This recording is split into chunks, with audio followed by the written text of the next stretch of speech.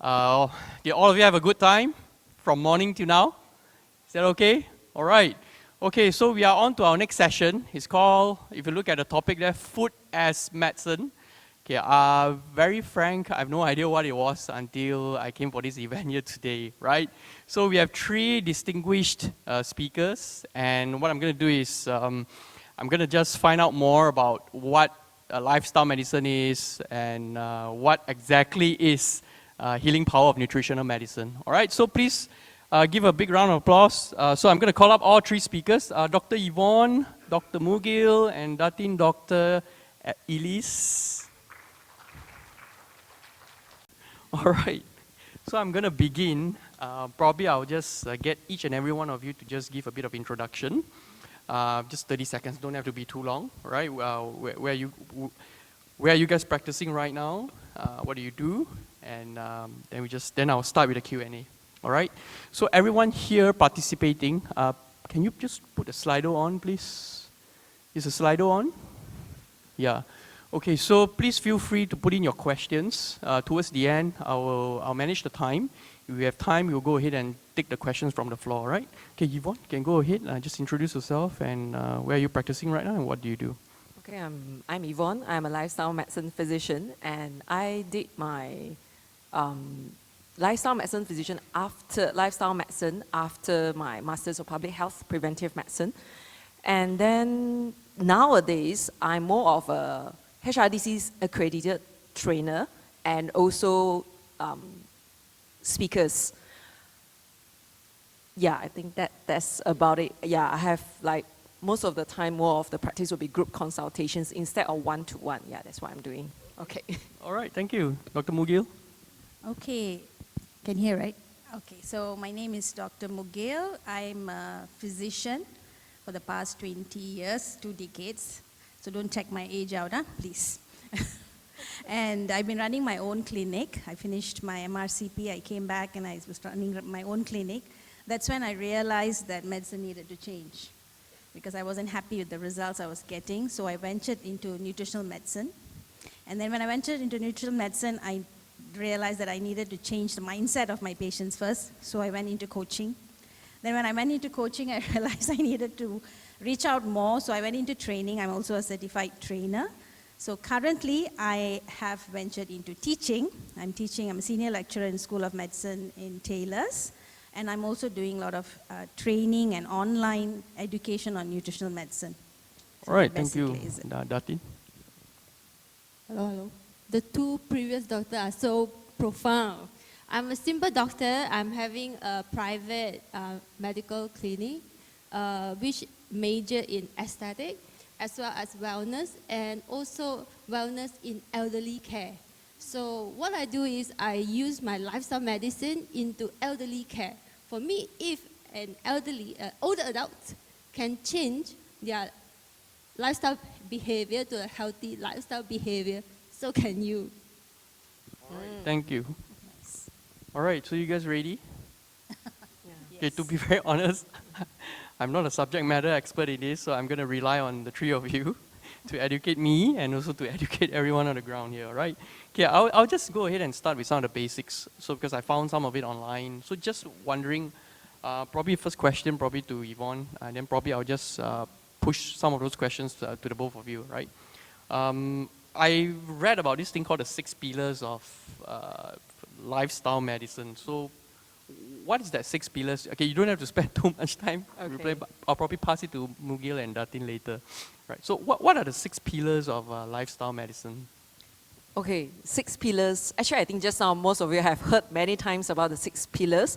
So actually just very simple: nutrition, movements. I kind of changed it a bit to make it a bit easier to remember. So nutrition, movement, sleep, stress less, basically stress management, and then relationships, which is a social connectedness, and avoiding of the risky substances. So for me, actually, when I just get acquainted with these like 6 pillars of lifestyle medicine, I think of it as a 6 stone pillars supporting a roof or a house. So it means that when you break one of the pillar, basically the whole house will crash down. But with experience, I kind of want to describe it as rings supporting the roof. So hear me out, as in, so the rings basically in the middle is like sleep, we can later debate whether which is the most important. Then it will be surrounded by nourishment, stress less, love more. So all this, so when you neglect one of them, the whole house is not going to come down immediately. So it will slowly weaken the walls, and one day you just wake up and find your roof is actually on the ground. So in short, that's my idea of the 6 pillars. I turn it into like rings to make people understand actually the importance of these pillars, because the reason they said pillars because it's kind of is important. Yeah, so yeah. Oh, thanks for that. So Dr. Mugil, as a physician yourself, how has this lifestyle medicine been integrated to your practice as a physician? How different it is actually from conventional, the practice versus now you're integrating lifestyle? Okay, first of all, I am not a certified lifestyle medicine practitioner. I'm a nutritional medicine practitioner and a functional medicine practitioner. But having said that, as a GP, lifestyle medicine is part and parcel of the practice. So that's what we tell our patients. But only now we are going to emphasize more on it. So last time, if someone comes with diabetes, we think about what to start on medication, and then we tell them to take the medication regularly, do your blood check. Now we take extra effort in telling, look, this is a lifestyle disease, because we know all chronic diseases are caused by how you live your life. So you can't change from disease state to health state by just changing one or two things. It's a complete lifestyle, a commitment for lifetime. It's not just I'll do it for 6 months, 3 months. So they need to be educated, and there's a lot of coaching and to keep them going on that track, because it's not easy. Those things that we tell them to be practical in the working life, there's a lot of challenges. So now lifestyle medication identifies those challenges and tells them how to overcome them. So this is what we've been doing as GPs all the time. I'm sure all of us know. Sleep well, eat well, have a balanced diet, more carbs, more proteins. But now it's the prime. It's the center of the management. Medication comes around it. So we are not against the conventional medication. We are not trying to go say that's completely useless. But what we are saying, it's failing because this pillar of self-management and lifestyle has been neglected. So let's focus on that. Let's hone in on that. Okay, that's a very interesting approach actually. So I think probably to Datin, just wanted to know on your end, the way you practice it. I think you mentioned before to me that it's something to do with the patient relationship, patient-doctor relationship on food. How are they supposed to practice it outside of the clinic? So what, can you elaborate more about that, on that practice? And I know it's beyond clinics, right? It's beyond that consulting. So what is it about the lifestyle medicine practice that can actually help the patient outside of the clinic? I understand what you're asking me is, how can I use lifestyle medicine beyond correct, clinic? to improve the patient outside the clinic, yeah. Okay, as my colleague has said that it has 6 pillars, and this 6 pillar is what we do every day in our life. We are going to eat every day, so how we use lifestyle medicine teaching to coach them, to walk them through, to make a smarter, healthier choice of food, and from a fast food eater to become a whole food, plant-based eater. So it is not happening overday. It has to be slowly you guide them through so that it become a very, very sustainable lifestyle. It's not that we can certainly tell them that by eating vegetable, you're going to lose weight. But how long they can sustain with that? 3 weeks? Then the weight will rebound. So meaning that we are guide them through, walk them through the whole journey of practicing a lifestyle habit, a behavior. So which means it's beyond food, right? Like you mentioned, there's the 6 pillars and stuff. It's basically beyond that, what you eat, right?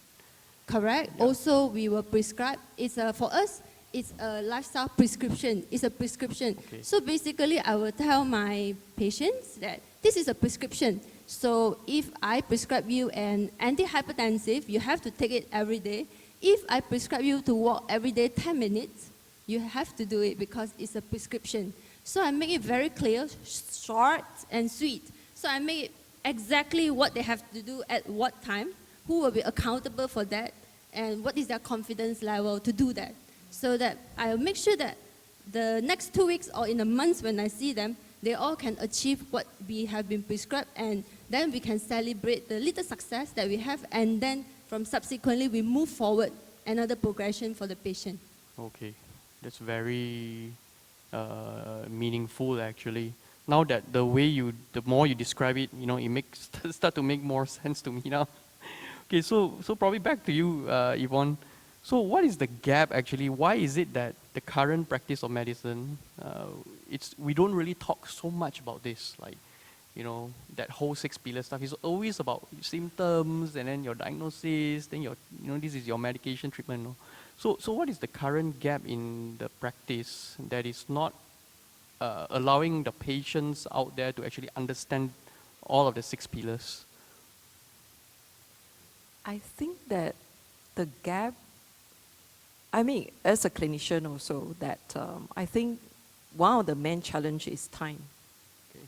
To actually transfer this knowledge to the patients or our clients or patients. So basically, because of the time that you don't really get time to actually spend time to understand their lifestyle, and because when you want to prescribe this lifestyle medicine, you actually need to take time to understand their lifestyle, and it's rather personalized. So for me, I think the gap is really the time and also awareness, because that's why I'm really into public health education now.